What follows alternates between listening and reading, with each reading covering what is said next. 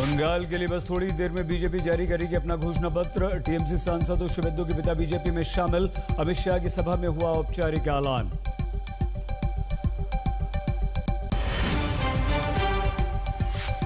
वाजे परमबीर के बीच फंसी महाअघाड़ी की सरकार। पार्टी के बड़े नेताओं से बातचीत के बाद बोले पवार, गृह मंत्री देशमुख पर 1-2 दिन में करेंगे फैसला। पत्र के आरोप पर उठाए सवाल।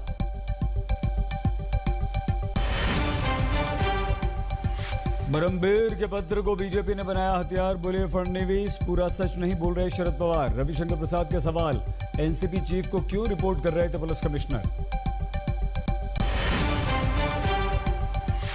देश के कई राज्यों में कोरोना विस्फोट का दूसरा दौर। एक ही दिन में महाराष्ट्र में 27,126 नए केस। दिल्ली में 800 से ज्यादा कोरोना पॉजिटिव। पिछले 24 घंटों में करीब 44,000 देश भर में नए कोरोना पॉजिटिव मिले।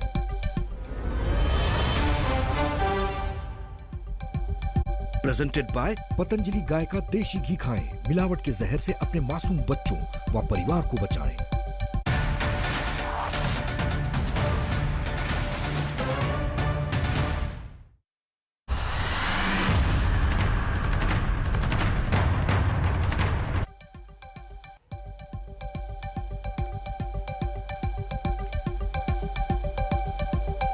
नमस्कार, आप देख रहे हैं आज तक। आपके साथ मैं हूं सईद अंसारी। वादे से बदलेगा बंगाल। वादे बीजेपी, टीएमसी, लेफ्ट, कांग्रेस सभी दल कर रहे हैं, लेकिन बस अब से कुछ ही देर में बीजेपी अपना घोषणा पत्र बंगाल में जारी करने वाली है। क्या क्या वादे होंगे? क्या वो विजन डॉक्यूमेंट होगा? क्या कुछ बंगाल की जनता के लिए बीजेपी देगी? बस इसका फैसला अब से कुछ ही देर में होगा। तो बंगाल के वोटरों को लुभाने के लिए अपने घोषणा पत्र में बीजेपी क्या ऐलान कर सकती है, इसकी घोषणा बस अब से कुछ ही देर में कोलकाता में गृह मंत्री अमित शाह करेंगे। तो जारी होने वाला है बीजेपी का विजन डॉक्यूमेंट, बीजेपी का ये घोषणा पत्र। अनुपम मिश्र हमारे संवाददाता कोलकाता से हमारे साथ हैं। अनुपम, क्या तैयारी है? क्या कुछ हो सकता है? वो क्या लोग लुभावन वादे और सबसे बड़ा ऐलान इस घोषणा पत्र में क्या हो सकता है? जी सही बात है। इस वक्त हम लोग ईस्टर्न जोनल कल्चरल सेंटर में हैं, जहां पर थोड़ी ही देर में जो विजन डॉक्यूमेंट है, संकल्प पत्र है, उसका उद्घाटन होगा। मेरे पीछे आप देख सकते हैं ये जो दरवाजा है, यही इसी के भीतर जो हॉल है, यहीं पर फिलहाल इंतजार हो रहा है अमित शाह का, जो थोड़ी देर में यहाँ पहुंचने वाले हैं। और खास बात जो है, जो सूत्रों से पता चल रही है कि पूरे समग्र बंगाल को लेकर कई तरह के वादे इस संकल्प पत्र में होंगे। खासतौर पर लव जिहाद को लेकर कुछ कानून बनाने की बात हो सकती है। जो दलित, जिस तरह से हमने देखा ममता बनर्जी ने भी दलितों के लिए काफी कुछ ऐलान किया। बीजेपी के भी संकल्प पत्र में जो दलित हैं, खासतौर पर बंगाल के, जो चाहे वो महाशय हों, चाहे साहा हो, चाहे तिली हो, उनके लिए आरक्षण की बात आ सकती है। उत्तर बंगाल और जो जंगल महल है, उसके लिए खास पैकेज हो सकता है। 1 करोड़ लोगों को अगले 5 सालों में नौकरी देने की बात हो सकती है। किसानों के लिए पैकेज हो सकता है। जी अनुपम, बीजेपी ने पूरे बंगाल भर में हर 294 विधानसभा क्षेत्रों में एक रथ चलाया, वहां पर लोगों से सुझाव मांगे और उसके बाद अपना ये विजन डॉक्यूमेंट या घोषणा पत्र तैयार किया। क्या लगता है कि वाकई इस घोषणा पत्र में उसका असर हमें दिखाई देगा और कुछ ऐसे मुद्दे जो आम बंगाल की जनता के हैं, वो प्रमुखता से इसमें जगह पा पाएंगे?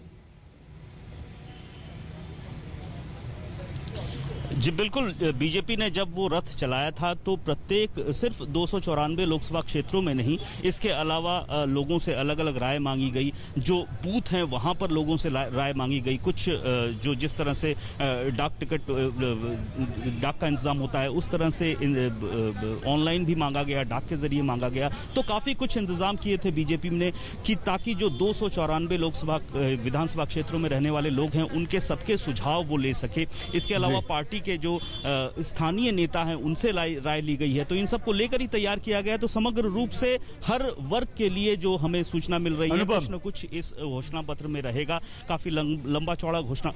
ठीक है अनुपम, क्योंकि आप वहां पर मौजूद हैं, जैसे अमित शाह आते हैं, घोषणा पत्र जारी होगा, हम तुरंत आपके पास आएंगे और थोड़ी देर में ये पता चली जाएगा कि क्या क्या वादे बीजेपी यहां पर कर रही है। बहुत धन्यवाद अनुपम मिश्र, हमारे संवाददाता लगातार हमारे साथ रहेंगे।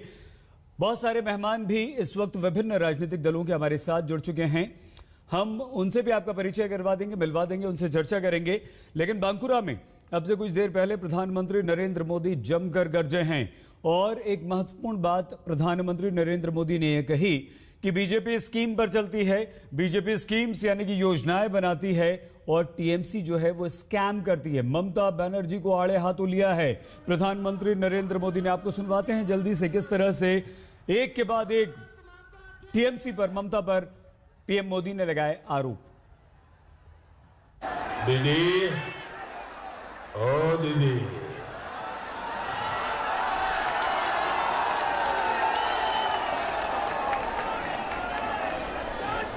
भ्रष्टाचार खेला चलबे ना, चलबे ना। दीदी, भ्रष्टाचार खेलबे ना, खेला। दीदी, भ्रष्टाचार खेला। दीदी, सिंडिकेटर खेला। दीदी, सिंडिकेटर खेला। कटमनीर खेला। कटमनीर खेला। दीदी, ओ दीदी,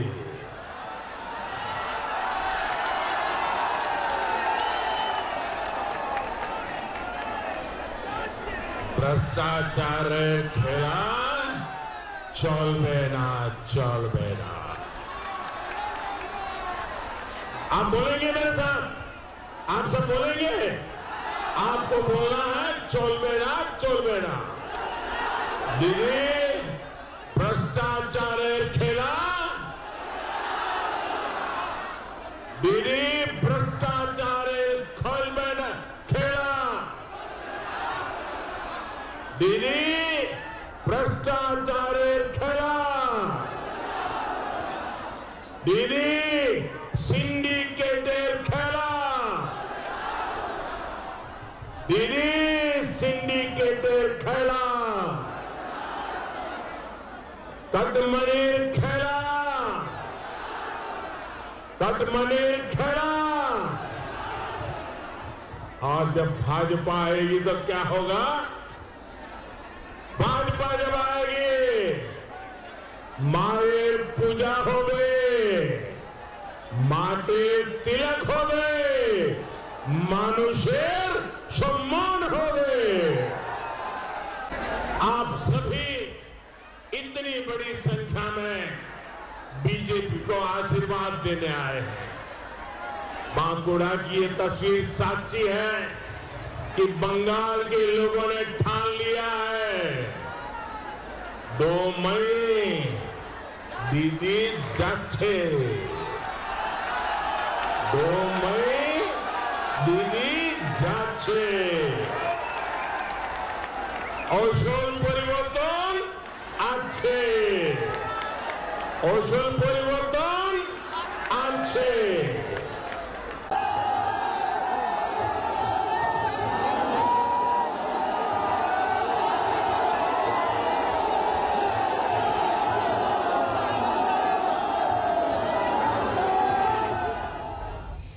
तो प्रधानमंत्री नरेंद्र मोदी जमकर बरसे हैं और उन्होंने एक के बाद एक कई सारे आरोप न सिर्फ ममता बनर्जी बल्कि टीएमसी पर लगा दिए। लेकिन ममता बनर्जी भी ताल ठोक रही हैं। ममता बनर्जी पे लगातार तीसरी बार सत्ता पर काबिज होने की पूरी कोशिश कर रही हैं और बीजेपी पर भी आरोपों की बौछार कर रही। सुनिए। অনেক সম্মান করতাম, অনেক ভালোবাসতাম। আমি নিজে মা তারার একটা ছবি এঁকে দিয়ে এসেছিলাম বাড়িতে। আর আজ সেই গদ্দার মির্জাফর বিশ্বাসঘাতকের দল আজ বিজেপিকে হাত ধরে নিয়ে এসছে আর বলছে 2014 সাল থেকে আমাদের সম্পর্ক ছিল। তার মানে ঘরে ঢুকে শীত কেটেছে। এদের থেকে বড় গদ্দার আর কেউ হতে পারে না, মনে রাখবেন। If I say something that doorstep already we have done the program. Everybody knows Duare Sarkar. 3 months we run this program. So this is nothing new. Everybody knows. So if we expand this, what is the harm? And this manifesto has been approved by the commission. बस सबसे कुछ ही देर में BJP अपना घोषणा पत्र जारी करने वाली, वहां भी आपको लिए चलेंगे। लेकिन हमारे साथ इस वक्त डॉक्टर बहुत सारे लोग यहां पर हैं, लेकिन एक बार फिर से हम आपको बता दें, चारों मेहमानों से हम आपका परिचय करवाएं, लेकिन उससे पहले बता दें कि हम आपको लिए चलते हैं अनुपम मिश्र के पास। घोषणा पत्र जैसे ही जारी होता है वैसे ही लिए चलेंगे, लेकिन डॉक्टर सुधांशु त्रिवेदी जी, सांसद वरिष्ठ नेता बीजेपी के हमारे साथ हैं, रिजू दत्ता जी टीएमसी के प्रवक्ता नेता हमारे साथ हैं, पार्थो मुखर्जी जी बंगाल कांग्रेस के प्रवक्ता नेता हमारे साथ हैं, और हमारे साथ प्रोफेसर संगीत रागी जी हैं। आप सभी का बहुत धन्यवाद और स्वागत। लेकिन रिजू दत्ता जी, स्कीम और स्कैम लगातार आज प्रधानमंत्री नरेंद्र मोदी ने बस अब से कुछ ही देर पहले, आधा घंटा भी नहीं हुआ है, जिस तरह से ममता बनर्जी जिस तरह से टीएमसी पर एक के बाद एक आरोपों की झड़ी लगा दी है, खेला यानी कि उन्होंने जिक्र किया यहां पर भ्रष्टाचार का खेला आपने खेला, कटमनी का खेला आपने खेला, सिंडिकेट का खेला आपने खेला। अब मुद्दे आ रहे हैं ऐसा लग रहा है रिजू जी, लेकिन आपकी तरफ से क्या सिर्फ गद्दारी, सिर्फ बीजेपी में आपके नेता शामिल हो रहे हैं, या ये स्कीम तो हमारे पास पहले थी जिसे बीजेपी अपना बता रही है? कैसे आप लड़ेंगे बीजेपी से? देखिए अंसारी साहब, पहले मैं आपको इतना बता दूं कि हमारे बंगाल में सबसे दुर्भाग्यजनक बात है कि ये बंगाल ऐसा एक प्रदेश है जहां पर हर जगह के लोग रहते हैं और 87% लोग बंगाली में बात करते हैं, और इनके ना प्रचार के लिए ना इश्तेहार के लिए एक भी बंगाली आदमी नहीं मिला, और ये लोग बंगाल में चुनाव लड़ने आ गए हैं। पहला बात ये। दूसरा, जब ये कहते हैं, प्रधानमंत्री कहते हैं कि ममता बनर्जी ने स्कीम रोक दिया, दिल्ली के स्कीम, प्रधानमंत्री के स्कीम बंगाल में होने नहीं दिया, मैं आज मानता हूं हाँ हम लोगों ने स्कीम रोका है। क्या स्कीम रोका है हमने?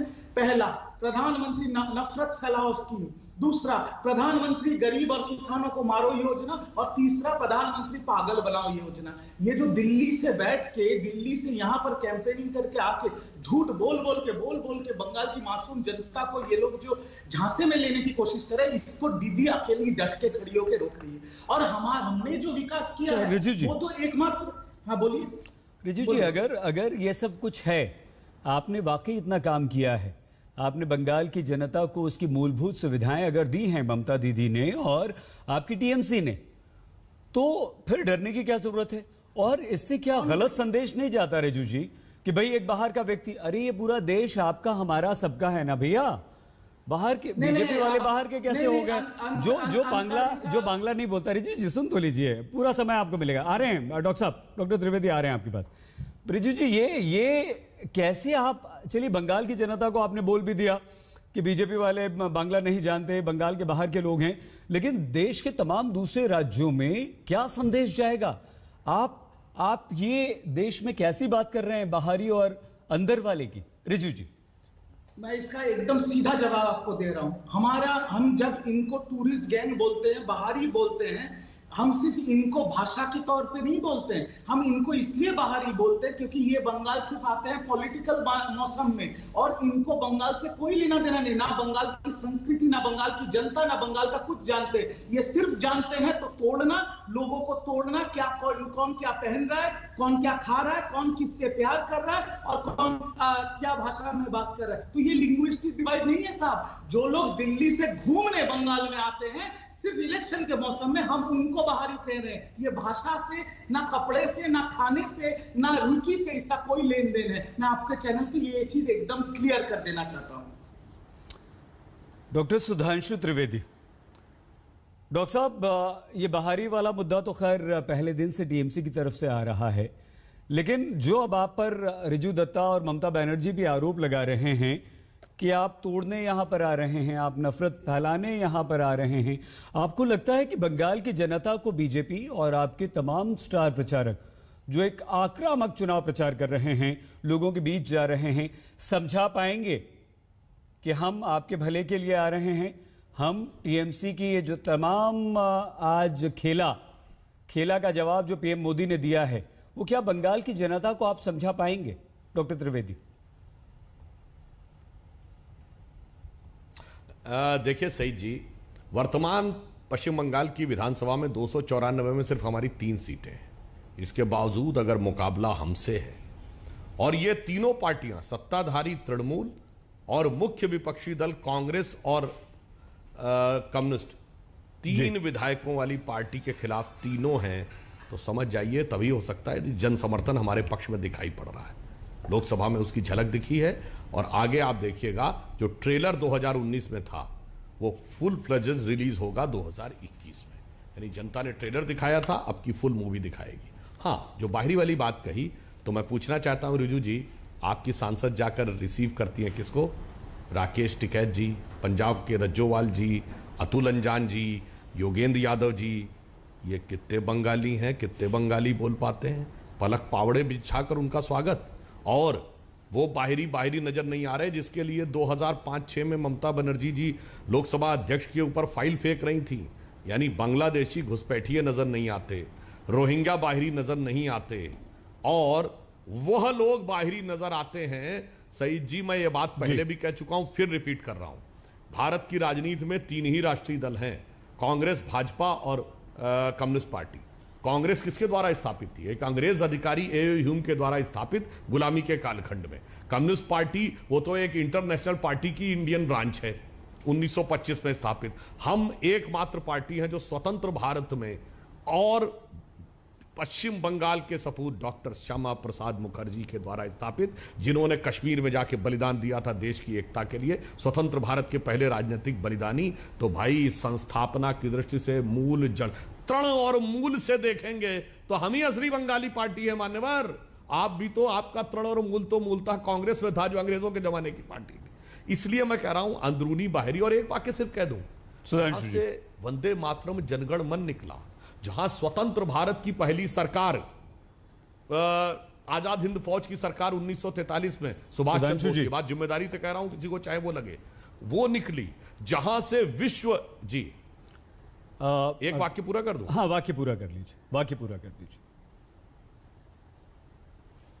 बस एक बात, जहां से संपूर्ण विश्व की धर्म संसद में भारत का प्रतिनिधि करने के लिए स्वामी विवेकानंद गए, जहां श्री अरविंद ने कहा कि हिमालय मेरा मुकुट और विंध्याचल मेरी मणिमेखला, पूर्व पश्चिम भाग मेरे जंघाएं हैं और मैं भारत हूं, वहां कहते हैं भारतीय बनाम भारतीय। सोचिए बंगाल के विराट कल्चर को ये किस संकुचित मनोवृत्ति में ले आए।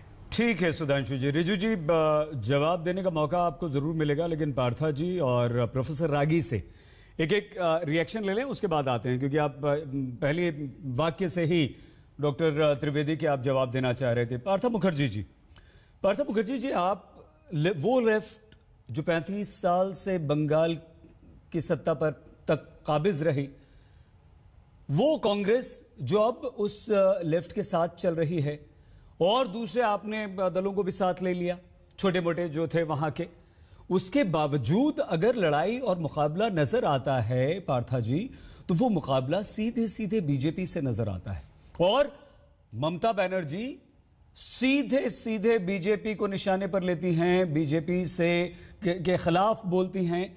तो ऐसे में आपको लगता है कि आप कहीं ना कहीं हाशिए पर चले गए? मुख्य मुकाबला अगर इनके बीच में है तो कुछ कमी रह गई, और अगर नहीं रह गई, अगर हम गलत कह रहे हैं, तो वो कौन सा एक ऐसा मुद्दा है जो कटमनी और स्कीम, स्कैम, बाहरी और अंदर वाला, इससे हटकर आपका होगा? देखिए, आपका जो प्रश्न है उसका मैं उत्तर दे रहा हूं, लेकिन उससे पहले सुधांशु जी ने जो बात बोले उसको मैं एक शब्द में मैं कहूंगा। हाँ, वो ह्यूम के नाम जताए, उसके साथ वेल्डरमैन भी थे, सिर्फ एक नहीं थे, 2 थे, लेकिन उसके साथ और 5 हिंदुस्तानी भी थे। उमेश चंद्र बनर्जी, सुरेंद्रनाथ बनर्जी जैसा आदमी थे। उमेश चंद्र बनर्जी पहला भारत की जातीय कांग्रेस की सभापति भी बने। ठीक है, इसके बाद आपका जो प्रश्न, देखिए टीएमसी को तो बोलना ही है कि बीजेपी मेरा प्रधान प्रतिपक्ष है, क्योंकि टीएमसी का जो समस्या है कि पश्चिम बंगाल में जो 30% मुस्लिम वोटर्स है, वो 30% वोट लेने के लिए बीजेपी को सामने लाना ही पड़ेगा, क्योंकि बीजेपी का डर अगर नहीं दिखाया जाएगा तो 30% मुस्लिम टीएमसी के साथ इकट्ठे नहीं रह सकते। इसीलिए बार बार टीएमसी बीजेपी को अपना प्रधान प्रतिपक्ष बता रहे हैं। मैं आपको एक ही बात बोल रहा हूँ, पहला जो ब्रिगेड परेड ग्राउंड का मीटिंग हो तो हम ही ने किया, हमारा जो साझा मीटिंग हुआ वो मोदी जी का मीटिंग से भी बड़ा हुआ। मोदी जी का मीटिंग में जो अब भीड़ जुड़े थे उससे भी ज्यादा भीड़ हमारा मीटिंग में था। ये कोई भी बता सकता, कोई भी नहीं बोल सकता कि मोदी जी का मीटिंग में ज्यादा भीड़ था। हाँ, हम है, मैदान में है, आप लोग आके देखिए। अगर देखना नहीं चाहेंगे तो वो बात अलग है, लेकिन हम लोग है जो टीएमसी के खिलाफ है, जो बीजेपी के खिलाफ है। ये जो शंका है, ये शंका बढ़ता जा रहा है। ये हमारे साथ आएगा। 2016 में हम लोग को 38% वोट मिला था, फिर हम लोग इकट्ठे हुए हैं, फिर हम लोग हमारा एक कॉम्बिनेशन बना है। आदमी फिर से हमारे साथ जुड़ेंगे, क्योंकि टीएमसी का जो 10 साल का जो शासन है और बीजेपी का जो रवैया है, देखिए आप भीषण डॉक्यूमेंट की बात कर रहे हैं, क्या भीषण डॉक्यूमेंट बीजेपी देगी? ठीक है, वो आ रहा है। एक मिनट, उसमें तो विभीषण भरा हुआ है। तृणमूल का विभीषण लोग जाने दीजिए ना, जाके ठीक है, वो भीषण डॉक्यूमेंट क्या पार्था जी, वो तो अभी आ रहा है। हो सकता है हमारी चर्चा के बीच में हम तुरंत चलेंगे, इसी वजह से शुरू में कंफ्यूजन रहा कि वो विजन डॉक्यूमेंट आ गया है, तभी हमने रोका था आप लोगों को इंट्रोड्यूस करने से पहले। लेकिन पार्था जी, ये जो लड़ाई है, ये कम शब्दों में, क्योंकि प्रोफेसर रागी के पास हमें जाना है। पार्था जी, जिस तरह से बीजेपी और टीएमसी आमने सामने हैं, लगातार मोदी, अमित शाह, जेपी नड्डा, लगातार बड़े नेता वहां पर हैं, अपनी धमक दिखा रहे हैं। ममता बनर्जी उनका पलटवार कर रही हैं। आप तो साथ में हैं, अब तो आप पीरजादा अब्बासी को भी आपने साथ में ले लिया है। पीरजादा अब्बासी नहीं, ये गलत बात है। ये गलत बात है। अच्छा, चलिए, ठीक। आदमी को नहीं, अच्छा, ठीक है, गलत उनकी पार्टी को, अरे भैया उनकी पार्टी को अगर हम मोदी कहते हैं, पार्टी नहीं है। अरे पार्था जी देखिए, सुधांशु जी देखिए, अरे हम मोदी कहते हैं तो मोदी का मतलब मोदी नहीं है, मोदी का मतलब बीजेपी है। दीदी, ममता दीदी का मतलब दीदी नहीं है, ममता दीदी का मतलब टीएमसी है। ठीक है सर, ठीक है सर, अगर आप कहें तो इंडियन सेक्युलर फ्रंट कह दूं? हाँ, ठीक है ठीक है। तो वो कम शब्दों में सर, कि आपकी धमक मिलकर भी नजर क्यों नहीं आती है? देखिए, टाइम होने से आएगा। हमारा 50 जो नेशनल जो लीडरशिप है उसमें से आएंगे बंगाल में। कोई भी विधानसभा निर्वाचन का टाइम आप कांग्रेस का इतिहास में आप नहीं देखेंगे कि केंद्रीय नेतृत्व इतना आना जाना होता है जैसा कि बीजेपी का अभी हो रहा है, क्योंकि बीजेपी का पास पैसा बहुत है। अरे वो तो चार्टर्ड प्लेन लेकर के, आदमी लेकर के जाके पार्टी में शामिल कर रहे हैं। उसके पास इतना पैसा है, अदानी अंबानी जी का पैसा है। हमारे पास इतना नहीं है। हम सोच समझ के करेंगे, जो अब टाइम आएगा अपने आप ठीक सब होता जाएगा। आप देखते रहिएगा। बहुत बढ़िया, बिल्कुल ठीक है। प्रोफेसर रागी सर, हम आपको एक बड़े पर्सपेक्टिव में इन विधानसभा चुनाव को समझना चाहते हैं। 2019 बीजेपी की जबरदस्त धमक, 18 सीटें, 40% वोट। क्या आमतौर पर प्रोफेसर रागी ऐसा होता है कि जो लोकसभा के परिणाम होते हैं या लोकसभा का जो वोट प्रतिशत होता है वो उसी तरह से विधानसभा चुनाव में परिलक्षित होता है, या आ जाता है, ट्रांसफर होता है, या कहीं ना कहीं ऐसा नहीं होता? फिर से स्थानीय मुद्दे और स्थानीय दल जो हैं वो महत्वपूर्ण होते हैं। और अगर ऐसा होता है, जैसा कि हमने दिल्ली में देखा सर, प्रोफेसर रागी, दिल्ली में देखा मोदी की जबरदस्त लहर चल रही थी, लेकिन दिल्ली में दोनों बार नरेंद्र मोदी कहीं नजर नहीं आए अरविंद केजरीवाल के आगे। तो क्या ऐसा होता है? और अगर ऐसा होता है तो ये बंगाली और बाहरी का जो मुद्दा है उसका टीएमसी को फायदा मिलेगा, या 2019 का सीधे सीधे 40% वोट और प्रधानमंत्री नरेंद्र मोदी की छवि और उनकी लहर यहां विधानसभा में कन्वर्ट हो जाएगी, बदल जाएगी? आपने सवाल पूछा, इसमें कोई एकाकी नियम लागू होता है। आपने कई बार ऐसा देखा होगा कि लोकसभा में जो पार्टी बहुत अच्छा कर रही है, कोई जरूरी नहीं है कि वो विधानसभा चुनाव के अंदर भी वैसा ही करे। ये इस बात पर निर्भर करता है कि वहां का विमर्श कैसा बन रहा है। यदि पश्चिम बंगाल के राजनीतिक विमर्श में यदि राष्ट्रीय परिप्रेक्ष्य आकर के, राष्ट्रीय मुद्दे आकर के हावी हो जाते हैं और राष्ट्रीय मुद्दे बहुत प्रमुखता से ये आते हैं, तो ऐसी स्थिति में स्थितियां बदल भी सकती हैं। और ये इस बात पर भी निर्भर करता है कि स्थानीय स्तर पर आपकी पार्टी के नेतृत्व क्षमता कैसी है, ऑर्गेनाइजेशन की क्षमता कैसी है, कितना सपोर्ट सिस्टम से आता है।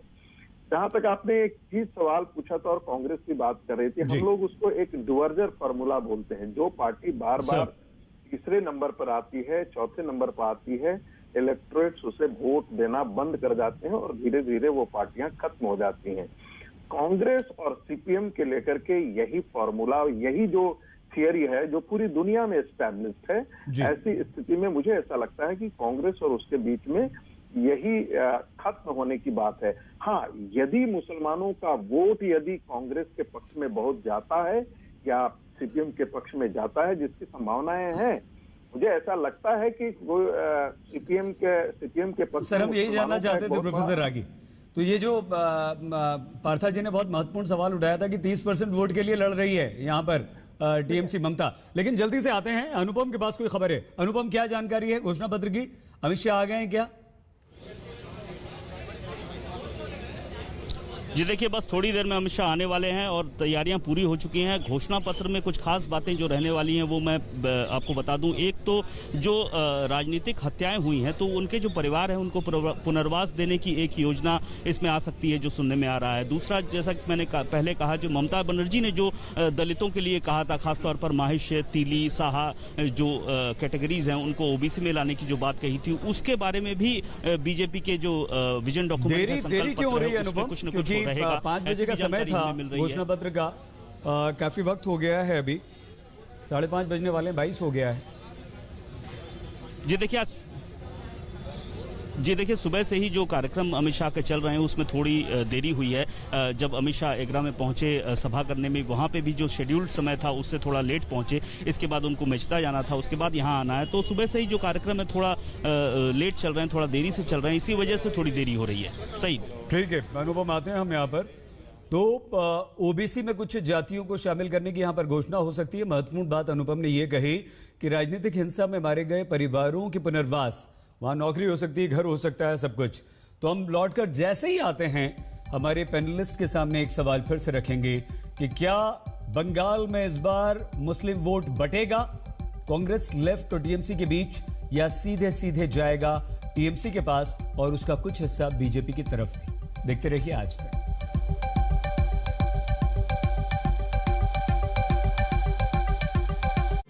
इसके असरदार गाइडेड मेडिटेशंस और टेक्निक्स, हार्टफुलनेस सेशंस के लिए कभी भी कोई शुल्क या फीस नहीं ली जाती, क्योंकि सुख, शांति और सुकून बेचा नहीं जाता।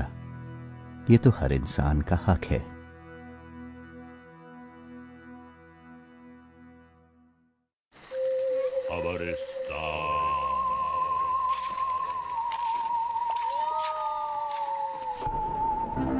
जाओ जाओ और गहराई में जाओ, सच मिलेगा। सच के चक्कर में टाइम बर्बाद मत करो, कोई झूठा सच निकाल के लाओ। अरे ये सच दबा दो, ये बाहर आ गया तो मेरी इज्जत चली जाएगी। तुम्हें पता है ना मुझे कैसा सच पसंद है, जिसमें कंट्रोवर्सी हो, ड्रामा हो, कोई कहानी बनाओ। हम तो कहानी बना देंगे, पर उनका क्या? ये सच की कितनी झूठी कहानियां बनाए, सच्ची खबर अभी जिंदा है, आज तक सबसे तेज।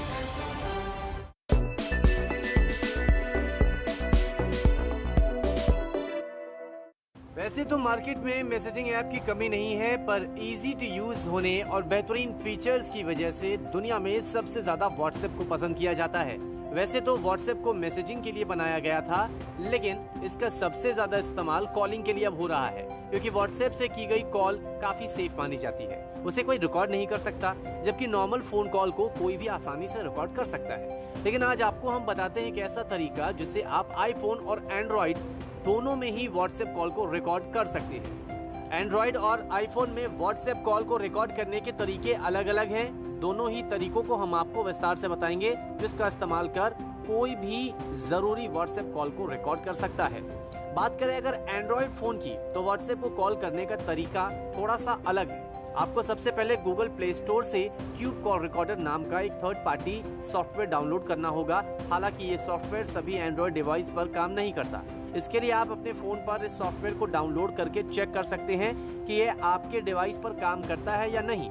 क्यूब कॉल रिकॉर्डर ऐप को इंस्टॉल करने के बाद इसे ओपन करके छोड़ दें। इसके बाद आपको अपना व्हाट्सएप ओपन करना है और उस व्यक्ति को कॉल करना है जिसकी बातचीत को आप रिकॉर्ड करना चाहते हैं। इस तरीके से आप किसी भी व्हाट्सएप कॉल को रिकॉर्ड कर सकते हैं। हालांकि ये ध्यान रहे कि क्यूब कॉल रिकॉर्डर एक थर्ड पार्टी ऐप है, इसलिए इसे डाउनलोड करने से पहले सावधान रहें। इसकी पॉलिसी को आप जरूर पढ़ें। आईफोन में व्हाट्सएप कॉल को रिकॉर्ड करने का तरीका थोड़ा लंबा और ट्रिकी है। इसके लिए आपको एप्पल मैक और एक एक्स्ट्रा फोन की जरूरत होगी जिसमें व्हाट्सएप चलता हो। तो सबसे पहले आपको अपने आईफोन को लाइटनिंग केबल के जरिए मैक के साथ कनेक्ट करना है।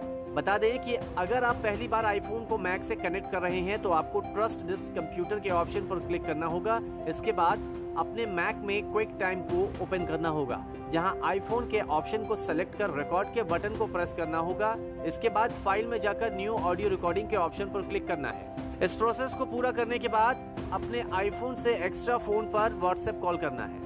कॉल कनेक्ट हो जाने पर ऐड यूजर के आइकन पर क्लिक कर उस व्यक्ति को सिलेक्ट करना है जिसकी बातचीत को आप रिकॉर्ड करना चाहते हैं। बात पूरी होने के बाद कॉल डिस्कनेक्ट कर दें, क्विक टाइम की रिकॉर्डिंग को स्टॉप कर दें। इसके बाद इस रिकॉर्डिंग को आप मैक में सेव करके सुन सकते हैं। व्हाट्सएप में दूसरी खबर ऐप से हो रहे फ्रॉड को लेकर है। अगर आप अपने एंड्रॉइड फोन में बिना जांचे परखे कोई भी ऐप इंस्टॉल करते हैं तो सावधान रहना जरूरी है, क्योंकि गूगल प्ले स्टोर पर कई ऐसे ऐप मौजूद हैं जो पलक झपकते ही आपके साथ खेल कर सकते हैं। हम आपको ऐसे ही कुछ ऐप्स के बारे में बताने जा रहे हैं जिनसे आपको बचने की जरूरत है। एक रिपोर्ट में एंड्रॉइड यूजर के लिए गंभीर चेतावनी जारी करते हुए बताया गया है कि गूगल प्ले स्टोर पर 8 ऐसे खतरनाक ऐप पाए गए हैं जो आपके बैंक अकाउंट को खाली कर सकते हैं। और इन ऐप की सबसे खतरनाक बात यह है कि ये 2 फैक्टर ऑथेंटिकेशन यानी जिसका इस्तेमाल अपने निजी डेटा को सुरक्षित करने के लिए किया जाता है, उसे भी ब्रेक कर सकते हैं। अब आपको बताते हैं उन 8 ऐप्स के नाम: Cake VPN, Pacific VPN, EVPN, Beat Player, QR, barcode scanner Max, music player, tool tip नेटर लाइब्रेरी और क्यू रिकॉर्डर। आपको बता दें कि इन ऐप्स के जरिए यूजर के फोन में क्लास्ट 82 नाम से एक मैलवेयर को ड्रॉप किया जा रहा था। ये मैलवेयर यूजर के फोन में पहुंचकर एलियन बोर्ड बैंकर इंस्टॉल कर देता है। ये एक ऐसा मैलवेयर है जो आपके फोन को काफी ज्यादा नुकसान पहुंचाता है। इसके अलावा ये मैलवेयर यूजर के फोन में क्लास्ट 82 एमार्ट भी इंस्टॉल करता है। ये एक ऐसा प्रोग्राम है जो आपके मोबाइल डिवाइस का रिमोट एक्सेस किसी थर्ड पार्टी को देता है, यानी कोई भी बड़ी आसानी से आपके फोन में मौजूद बैंकिंग एप्स को हाईजैक कर आपकी फाइनेंशियल डिटेल्स को चोरी कर सकता है और आपके बैंक अकाउंट को खाली कर सकता है। आपको बता दें कि मैलवेयर इतना खतरनाक है कि गूगल प्ले स्टोर के प्रोटेक्शन सिस्टम को भी मात दे सकता है। तो अगर आप भी इन ऐप्स का इस्तेमाल करते हैं तो तुरंत इसे डिलीट कर दें। न्यूज़ तक ब्यूरो।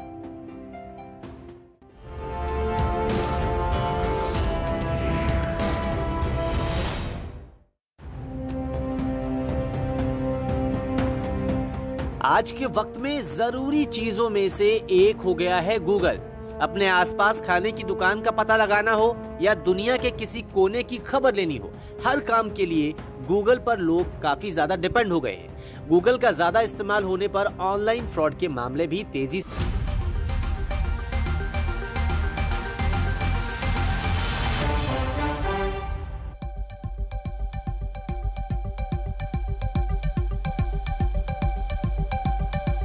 बंगाल की जनता को बीजेपी की तरफ से क्या मिल सकता है? घोषणा पत्र बस सबसे कुछ ही देर में जारी होने वाला है। कोलकाता में तैयारियां पूरी हैं। गृह मंत्री अमित शाह इस घोषणा पत्र को जारी करेंगे। बस सबसे कुछ ही देर में ये घोषणा पत्र जारी हो रहा है। ये तस्वीरें हम आपको दिखा रहे हैं प्रेस कॉन्फ्रेंस की। तैयारियां सारी हैं। 5 बजे का समय था, थोड़ी सी देरी हो रही है, लेकिन क्या क्या घोषणाएं हो सकती हैं? बंगाल की जनता को क्या लोक लुभावन वादे यहां पर मिल सकते हैं? तो आज बंगाल में अमित शाह प्रधानमंत्री की चुनावी रैलियां भी हुई हैं। जमकर बरसे हैं प्रधानमंत्री नरेंद्र मोदी। शुभेंदु अधिकारी के पिता भी बीजेपी में शामिल हुए। अभी तक का अपडेट हम आपको दे रहे हैं। औपचारिक तौर पर आज उन्होंने बीजेपी को ज्वाइन भी कर लिया है, लेकिन पीएम ने स्कीम और स्कैम 2 नए शब्दों का इस्तेमाल किया। कहा कि बीजेपी स्कीम पर चलती है और टीएमसी स्कैम पर। अनुपम, आपने कहा था कुछ जातियों को ओबीसी में शामिल किया जा सकता है। ये एक बड़ा दांव हो सकता है बीजेपी का, बड़ा वादा हो सकता है। इसके अलावा वो मूलभूत सुविधाएं जिनकी हर राज्य की जनता को दरकार होती है, ऐसे वो कौन से मुद्दे हैं जो आज बीजेपी अपने घोषणा पत्र में आपसे कुछ ही देर में शामिल कर सकती है, जिसका ऐलान हो सकता है? अनुपम, और स्थिति क्या है इस वक्त? कोई जानकारी मिल पाई है? क्या चल रहा है अंदर? जी बिल्कुल, अंदर तैयारियां पूरी हो चुकी हैं। अमित शाह किसी भी वक्त आ सकते हैं। कोलकाता वो पहुंच गए हैं और अभी थोड़ी देर में ही वो आने वाले हैं यहाँ। लेकिन आपको जैसा कि पहले मैंने बताया कि ममता बनर्जी ने जिस तरह कुछ खास जातियों को ओबीसी में कैटेगरी में लाने की घोषणा की थी, उसी तरह की घोषणा, उसी तरह का वादा बीजेपी के संकल्प पत्र में होने की बात सामने आ रही है। जैसे खासतौर पर माहिष्य है, तीली है, साहा है, ये पूर्व मिदनापुर जिले के आसपास जंगल महल में इस तरह की काफ़ी जातियां हैं, क्योंकि जंगल महल जो है वो खासतौर पर ट्राइबल बेल्ट है। लगभग 50% के आसपास की आबादी ट्राइबल आबादी है। इसमें कई लोगों की मांग है, कुर्मी जो समाज है उसकी मांग है कि उसे SC ST में शामिल किया जाए। तो ऐसे कई जातियां हैं जिनको SC ST जिनको जरूरत है या जिनको OBC की जरूरत है, उसमें उनको शामिल किया जाए। और अनुपम, आते हैं हम, जैसे ही घोषणा पत्र जारी होगा आप वहां पर मौजूद हैं, हम आपके पास आएंगे। अनुपम मिश्र हमारे संवाददाता नजर बनाए हुए हैं, तैयारियां हो चुकी हैं, अमित शाह पहुंच चुके हैं, बस प्रेस कॉन्फ्रेंस में कुछ ही देर में वहां वो आने वाले हैं। सुधांशु जी, डॉक्टर त्रिवेदी, सुधांशु जी, ठीक है, TMC ममता लगातार बाहरी का मुद्दा उठा रही हैं, आप लोगों को, बीजेपी को, आपके नेताओं को बाहरी बता रही हैं। फिर प्रधानमंत्री नरेंद्र मोदी को बार बार ये क्यों याद दिलाना पड़ रहा है, पश्चिम बंगाल की जनता को श्यामा प्रसाद मुखर्जी जी का जिक्र करना पड़ रहा है, उनका उल्लेख बार बार करना पड़ रहा है, बंगाल पर हमारा कर्ज है ये बताना पड़ रहा है, क्यों ये बताने की जरूरत पड़ रही है? और अंत में सुधांशु जी, आप बहुत वरिष्ठ नेता हैं और चुनावों को बहुत अच्छी तरह से समझते हैं, जब वोटिंग होती है, आखिरी घंटे होते हैं, 1-2 दिन होते हैं, तो क्या सीधे सीधे वो स्थानीय भाव लोगों में जागृत नहीं होता जिसका जिक्र प्रोफेसर रागी ने भी कहा कि लोकसभा और विधानसभा को हमें अलग देखना चाहिए? सर,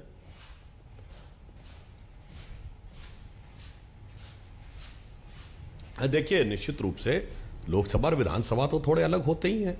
विधानसभा का चुनाव स्थानीय मुद्दों पे स्थानीय नेतृत्व के साथ होता है। ये इको हो रहा है, जरा इसको ठीक करवा दीजिएगा। जी जी, अवश्य। परंतु लोकसभा का चुनाव राष्ट्रीय मुद्दों पे होता है। परंतु यहां मैं कहना चाहूंगा कि पश्चिम बंगाल के साथ एक मजेदार स्थिति है। चुनाव तो ये राज्य का है, पर पूरे राष्ट्र की दृष्टि इस पर लगी हुई है, यानी एक राष्ट्रीय डायमेंशन लिए हुए। और उससे ज्यादा भी मजेदार बात यह है कि इस समय ऐसे आंदोलन चल रहे हैं जो अंतरराष्ट्रीय डायमेंशन लिए हुए हैं।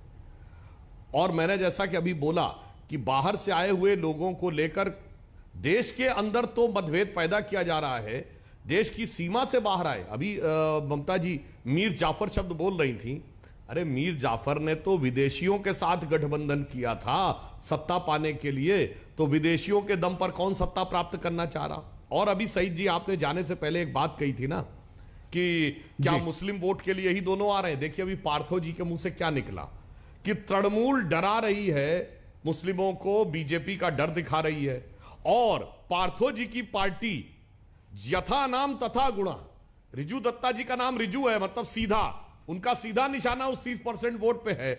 और पार्थो जी का नाम पार्थ यानी अर्जुन, सीधे मछली की आंख दिख रही है। एक ही वोट बैंक के लिए दोनों लगे हुए हैं। ठीक है सर। और पार्थो जी की पार्टी तो फुरफुरा शरीफ के गद्दी नशीन के सजदे में है।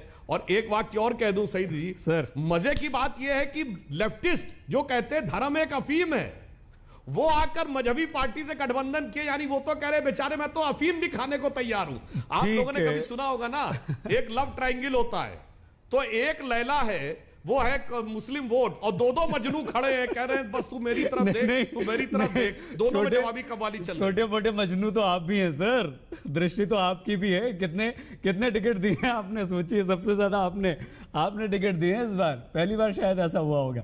खैर, आपको इको हो रहा है, हम ठीक करवा रहे हैं। नहीं आ रहे हैं सर, जल्दी से रिएक्शन ले लें, क्योंकि घोषणा पत्र शुरू हो जाएगा तो उधर जाना पड़ेगा, रह जाएगा। रिजू जी, उत्तर भारत राज्यों में हम एक राजनीति देखते हैं।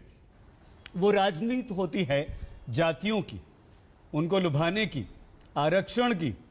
ये बंगाल में ओबीसी में शामिल करना और जातियों के नाम पर राजनीति, ये कैसी राजनीति? अभी तक तो आप बंगाली अस्मिता, बंगाली मान सम्मान की बात करते थे, लेकिन अब आप ही बांटने लगे। नहीं, देखिए सही जी, हम लोग जब पहले से दिन से हम लोग सरकार में आए हैं, तो जो भी पिछड़े वर्ग के लोग हैं या जो भी अल्पसंख्यक कम्युनिटीज हैं, सबको लेके हम लोग चले हैं। हमने मुसलमानों को भी ओबीसी में शामिल किया है। और इस बार जो पिछड़े वर्ग के जाति जो मंडल कमीशन में जो छूट गए थे, उनको हम लोग अभी इन्वॉल्व करने की बात कर रहे हैं। ये हम लोग कुछ नया नहीं कर रहे, ये हम लोग पहले दिन से, जब से सरकार बना था तब से कर रहे हैं। अब मैं कुछ सुधांशु जी और बीजेपी के बारे में टिप्पणी करना चाहता हूँ। प्रधानमंत्री कह रहे हैं विकास की बात, डबल इंजन की बात, तोलाबाजी की बात और नौकरी की बात। तो हाँ साहब, विकास तो हुआ है, इसीलिए तो पेट्रोल 100 रुपया, गैस 900 रुपया। नौकरी, जरूर नौकरी देंगे आप, 2 करोड़ नौकरी तो दे दिया आपने साल में, और 45 साल का सबसे ज्यादा बेरोजगारी अभी देश में है। तीसरा बात, आप तोलाबाजी की बात करते हैं, तो मैं आपसे पूछना चाहता हूं, आप लोगों का जो फ्लैगशिप प्रोग्राम है हम दो हमारे धोखा, तो वहां से कितना तोलाबाजी आता है कि हर मिनिस्ट्री अपने एसेट लिक्विडेट करने का लिस्ट हर 2 दिन बाद निकालती रहती है। और लास्ट में एक वाक्य सिर्फ मैं बोलना चाहता हूं सईद जी, कि इनका जो डबल इंजन का सरकार है वो तो यूपी, बिहार, हरियाणा, आसाम में भी है, वो कैसा कर रहा है थोड़ा जनता जांच ले। और लास्ट में मैं फिर से बोल रहा हूं, ये जो नफरत की राजनीति है ना साहब, पहले इन लोगों ने लोगों के दिल में मुसलमानों के खिलाफ जहर घोला, फिर आगे क्रिश्चियन, दलित, सिख, लेखक, लेबर, एक्टिविस्ट, एक्टर्स, कश्मीरी, और अभी आ गए किसान पे। तो असल बात यह है ना, बीजेपी ने इस देश के लोगों के दिल में भारत के लिए जहर घोला, इस देश के खिलाफ जहर घोला। सुधांशु जी, ये जो लगातार आप पर आरोप लगते रहते हैं, और ममता बनर्जी तो गैस सिलेंडर के कटआउट्स लेकर सड़कों पर निकल गई, महंगाई बढ़ रही है, किसान टिकैत का आपने खुद जिक्र किया, राकेश टिकैत वहां पर पहुंच गए। आपको लगता है कि ये सारे मुद्दे बंगाल में कहीं ना कहीं आपके विरुद्ध जा सकते हैं?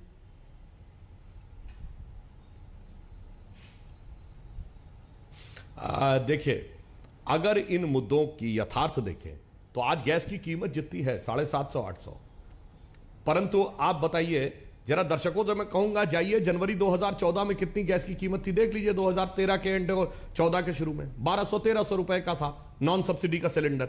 तो इसलिए जो कह रहे हैं उसका यथार्थ अपनी जगह, मगर जो ये कह रहे हैं कि विकास, बेरोजगारी, आर्थिक विकास, इन सब विषयों के ऊपर अगर चुनाव होना होता तो ये बताइए, क्या तृणमूल के रणनीतिकार के मुंह से ये शब्द निकल जाता कि हमारा तो 30% से शुरुआत होती है, और अगर इनको विकास में दम था तो इनके लोग कहते कि ओवैसी लड़ने को ना आए। ओवैसी कौन सा वोट बटाने आ रहे थे, विकास का कि महंगाई का कि पेट्रोल की कीमतों का?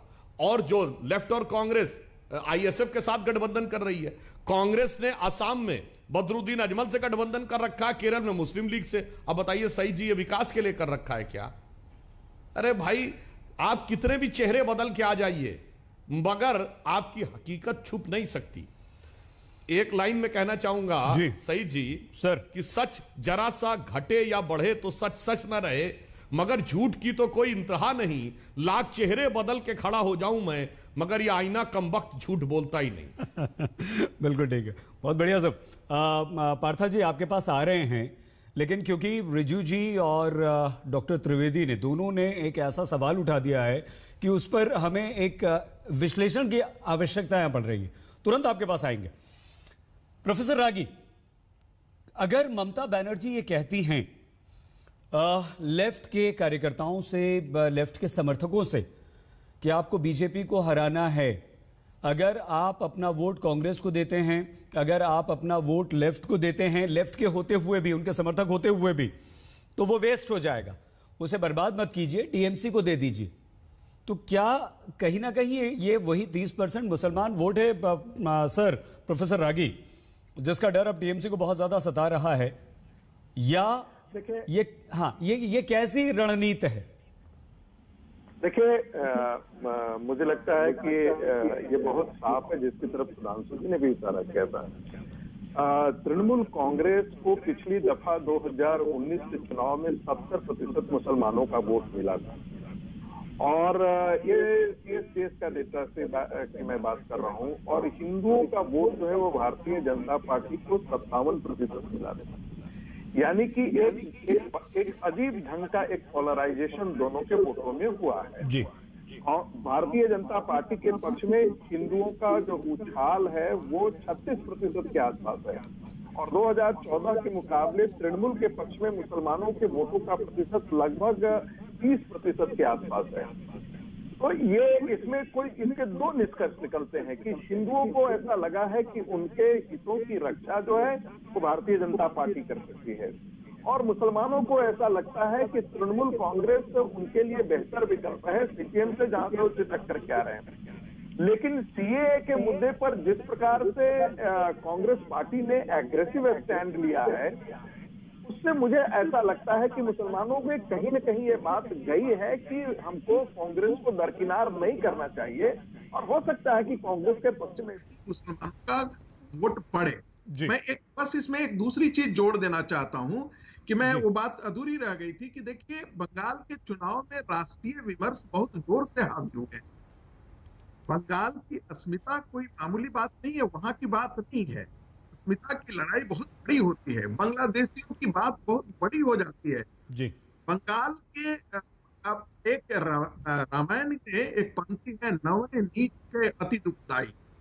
ये रावण जब सीता जी का हरण करने चला था तो मारुति जी के प्रोफेसर रागी, हमें यहाँ पर रुकना पड़ेगा, छोटा सा ब्रेक। आपकी पूरी बात हम सुनना चाहते थे। रिजिजू जी, आप जवाब देना चाह रहे हैं, तुरंत आपके पास आएंगे, लेकिन सवाल की जो बारी है वो पार्था जी की। पार्था जी, आपके पास भी आ रहे हैं, बहुत छोटा सा ब्रेक। लेकिन ब्रेक पर जाने से पहले बता दें कि बस सबसे कुछ ही देर में बीजेपी का घोषणा पत्र जारी होने वाला है कोलकाता। अमित शाह वहां पर पहुंच रहे हैं, हम आपको सीधे लिए चलेंगे, देखते रहिए आज तक।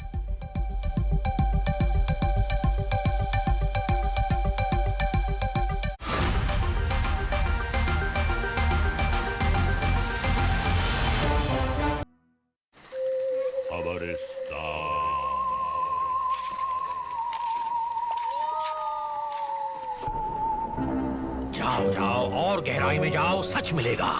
सच के चक्कर में टाइम बर्बाद मत करो, कोई झूठा सच निकाल के लाओ। अरे ये सच बात हो, ये बाहर आ गया तो मेरी इज्जत चली जाएगी। तुम्हें पता है ना मुझे कैसा सच पसंद है, जिसमें कंट्रोवर्सी हो, ड्रामा हो, कोई कहानी बनाओ।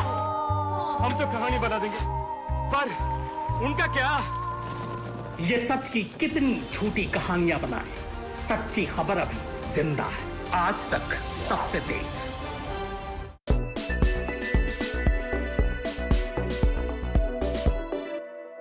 LIC यानी कि निवेश का वो माध्यम जिसे आप सबसे ज्यादा सुरक्षित मानते हैं। LIC यानी कि भारत की सबसे बड़ी बीमा कंपनी। LIC यानी कि जिसके एजेंट आपको गांव-गांव तक में मिल जाएंगे। ऐसी LIC आपके पास कोई ना कोई LIC की पॉलिसी जरूर होगी, छोटी या बड़ी, अपने लिए, अपने बच्चों के लिए, या कोई ना कोई पॉलिसी आप LIC की जरूर रखते होंगे। अब जिन लोगों के पास LIC की पॉलिसी है उनकी चिंता बढ़ गई। चिंता क्यों बढ़ गई, वो परेशान क्यों हैं? क्योंकि सरकार ने LIC का एक हिस्सा बेचने का ऐलान कर दिया, और यह ऐलान वित्त मंत्री निर्मला सीतारमण ने बजट की घोषणा करते हुए कर दिया कि हम LIC का एक हिस्सा बेचेंगे। क्यों बेचेंगे? क्योंकि सरकार ने 2.25 लाख करोड़ रुपए विनिवेश से जुटाने का वित्त वर्ष 2021-22 में लक्ष्य रखा है। तो अब 2.25 लाख करोड़ रुपए अगर सरकार को जुटाने हैं तो सरकार बहुत सारी चीजें बेचेगी, और उनमें LIC का नाम भी है। लेकिन आपको घबराने की जरूरत नहीं, सरकार LIC का सिर्फ एक हिस्सा बेच रही है। प्रधानमंत्री के मुख्य आर्थिक सलाहकार KV सुब्रमण्यम जी ये कहते हैं कि ये हिस्सा जो है वो सिर्फ 6 से 7% होगा, और इस हिस्से से सरकार को 90,000 करोड़ रुपए मिलेंगे। सरकार LIC का IPO लाने वाली है, जिसकी घोषणा वित्त मंत्री निर्मला सीतारमण कर चुकी हैं, और वो वित्त वर्ष 2021-22 की पहली तिमाही में ही IPO आ जाएगा। इससे आपको डरने की जरूरत नहीं है, घबराने की जरूरत नहीं है, आपका पैसा बिल्कुल सुरक्षित रहेगा। यानी कि LIC जो बीमा कंपनी है वो सरकार की ही रहेगी, इसका मालिक कोई और निजी क्षेत्र का व्यक्ति नहीं हो जाएगा। उसकी हिस्सेदारी सिर्फ 6 से 7% की होगी, और IPO लाने से जब सरकार LIC का IPO लाएगी तो उससे पारदर्शिता और ज्यादा बढ़ जाएगी। IPO लाने का मतलब यह होगा कि LIC को स्टॉक एक्सचेंज को हर जानकारी देनी होगी कि वो कहां अपना पैसा निवेश कर रही है, कौन से शेयर में अपना पैसा लगा रही है। यानी कि आपका और हमारा पैसा जो LIC में लगा हुआ है वो कहां निवेश हो रहा है वो हमें पता चल जाएगा। हाँ, ऐसा नहीं कि LIC अभी हमारा पैसा निवेश नहीं करती है, अभी भी करती है, लेकिन उसकी जानकारी हमें नहीं होती। लेकिन IPO आने के बाद उसकी जानकारी हमें हो जाएगी, क्योंकि स्टॉक एक्सचेंज को LIC को बताना पड़ेगा। तो ये अच्छी बात है, तो इसलिए आप डरिए नहीं, घबराइए नहीं। ये सरकार धन जुटाने की कोशिश कर रही है विनिवेश के जरिए, तो इसीलिए एक छोटा सा हिस्सा LIC का सरकार बेचने पर विचार कर रही है। और विचार नहीं कर रही, अब सरकार ने यह फैसला कर लिया है क्योंकि वित्त मंत्री निर्मला सीतारमण इसकी घोषणा कर चुकी।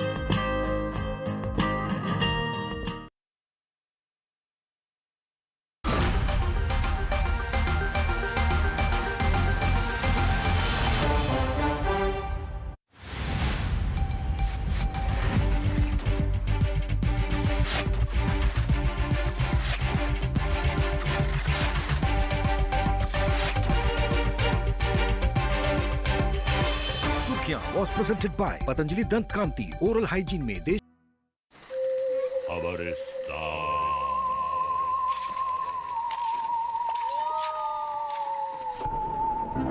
जाओ जाओ और गहराई में जाओ, सच मिलेगा।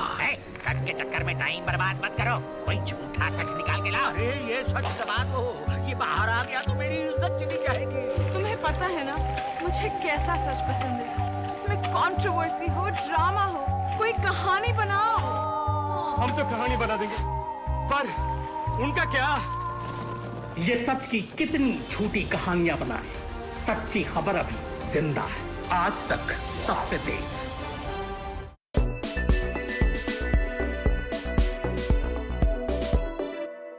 दुनिया में अमीरों की कमी नहीं है। दिल से अमीरों की बात नहीं कर रही, पैसे से अमीरों की बात कर रही हूँ, क्योंकि दिल से अमीर तो सारे होते हैं। खैर, पैसे से अमीरों की बात जब आती है तो अक्सर पुरुषों का नाम सबसे पहले आता है, चाहे वो हिंदुस्तान में कोई लिस्ट बने या फिर वर्ल्ड की कोई भी एजेंसी इसका सर्वे करे, तो पुरुषों का जिक्र ज्यादा होता है, महिलाओं का भी कभी कभी होता है। लेकिन आज हम हिंदुस्तान की उन महिलाओं की बात करेंगे जो पुरुषों को टक्कर दे रही हैं, और वो भी संपत्ति के मामले में। जी हाँ, तो वो कौन सी ऐसी महिलाएं हैं जिन्होंने संपत्ति के मामले में 100 महिलाओं के बीच में जगह बनाई है। नंबर 1 पर कौन है, इन तमाम महिलाओं का जिक्र आज हम करेंगे। तो क्या आप जानना चाहते हैं कि हिंदुस्तान की सबसे अमीर महिला कौन सी है? तो आज हम आपको कुल 7 महिलाओं की बात करें, यानी कि टॉप 7 अमीर महिलाओं का जिक्र, और साथ ही साथ उनकी संपत्ति कितनी है, उनका किससे ताल्लुक है, आज इसके बारे में विस्तार से हम आपको बताएंगे। वैसे उससे पहले जानना बेहद दिलचस्प होगा कि ये सूची तैयार कहां से हुई है। तो बताते हैं आपको, ये सूची कोटक वेल्थ के सहयोग के साथ हुरून इंडिया ने तैयार की है। 100 भारतीय अमीर महिलाओं की ये सूची है, और इस सूची में शामिल महिलाओं की कुल संपत्ति की बात की जाए तो 2.72 लाख करोड़ रुपए इनकी संपत्ति बनती है। तो इसी में सबसे पहला नाम आता है HCL टेक्नोलॉजीज की चेयरपर्सन रोशनी नाडर मल्होत्रा का, और इनकी उम्र है 38 साल, और इनकी कुल संपत्ति की अगर बात की जाए तो 54.8 हजार करोड़ रुपए इनकी कुल संपत्ति। वैसे आपको ये भी बता दें कि 2019 में फोर्ब्स की वर्ल्ड 100 सबसे शक्तिशाली महिलाओं में इन्होंने अपनी जगह बनाई थी, और उसमें 54वां स्थान हासिल किया था। 28 साल महज इनकी उम्र थी जब इन्होंने कंपनी की बागडोर अपने